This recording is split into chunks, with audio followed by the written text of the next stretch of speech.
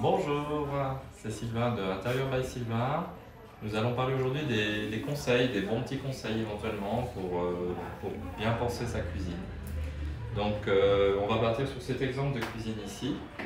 Donc par exemple ici, on a un plafond qui est assez haut, qui est à peu près à 2,80 m de hauteur. Et donc on a décidé de faire un surmeuble qu'on rajoute, qu'on a fait en version vitrine ou pas, on peut choisir comme on veut. Et bien sûr que c'est des parties qui ne seront jamais utilisées, mais qui peuvent être décoratifs au-dessus de la cuisine, plutôt que de faire un cache ou un bandeau qui alourdit un peu la cuisine. Là, ça donne plus de légèreté et en même temps, c'est décoratif. Et on peut toujours mettre des choses qui peuvent être sympas à l'intérieur. Bien sûr, tous les meubles peuvent être avec des éclairages intérieurs ou pas.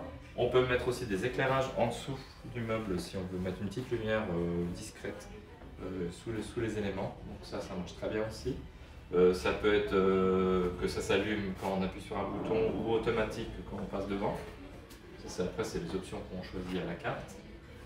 Ici, nous sommes partis sur du Gaggenau parce qu'on est sur une cuisine assez haut de gamme. Donc là, on est parti sur des machines à café, tiroir chauffant, incorporé.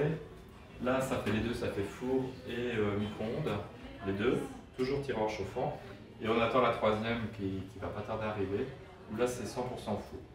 Au niveau esthétique, on a mélangé du froid et du chaud, avec des parties un peu laquées, avec du bois, avec du vitrine. Ici, vous voyez, dans chaque espace, pour donner de la légèreté, on a fait des espaces à peu près de 4-5 cm pour donner juste un mouvement pour pas que ce soit trop collé. Donc pareil, ça c'est tous ces petits détails qu'on voit dans la cuisine qui donnent du relief qui peut être très, très sympa dans son intérieur.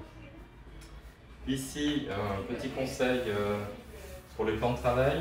Ici, vous voyez, on a fait des gorges pour que l'eau s'évacue facilement avec une petite pente.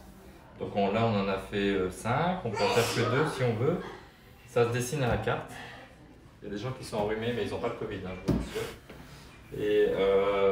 Et ici, vous avez plusieurs possibilités. Soit vous faites un bac qui est fait dans la même pierre, soit vous faites ici un bac qui est différent, mais qu'on peut faire dans n'importe quelle couleur. Donc si on était parti sur un marbre très clair, on pourrait faire la couleur assortie.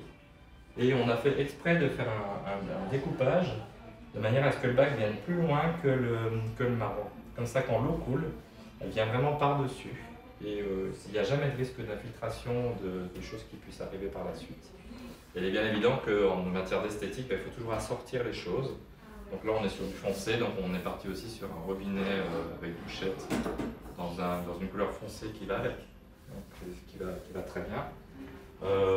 Bon, il est bien évident que les poubelles, il faut toujours que ce soit à proximité quand on travaille, que ce soit pratique et qu'on puisse les mettre tout de suite à distance pour travailler dans la cuisine. Et au niveau des hottes, voilà, il y a des très belles hottes, mais moi personnellement, je trouve que c'est pas forcément très joli. Donc je suis plus pour un joli paysage comme ça, avec des jolis luminaires, qu'on incorpore entre la cuisine qui peut être ouverte avec le salon. Là, ça vient de Bali, voilà, on a un côté un peu exotique mais sobre. Et là, du coup, on a fait une hotte intégrée. Donc c'est télescopique, ça descend, et quand on utilise, ça se lève automatiquement et ça absorbe toutes les vapeurs. Bon, bien sûr, ça se trouve dans des matériaux haut de gamme pour des cuisines haut de gamme.